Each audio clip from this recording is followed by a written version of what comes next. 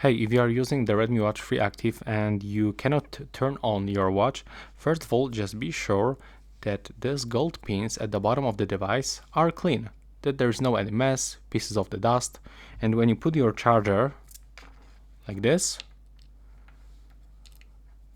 that it's actually sticking into the gold pins, and there is no any loose between the watch and this charging method.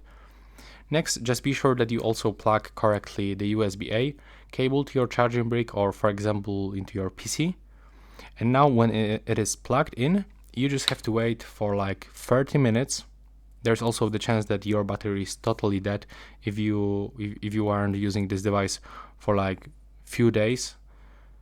And then just try to click and hold this power button when the device is charging around 30 minutes and wait and tell me if it works.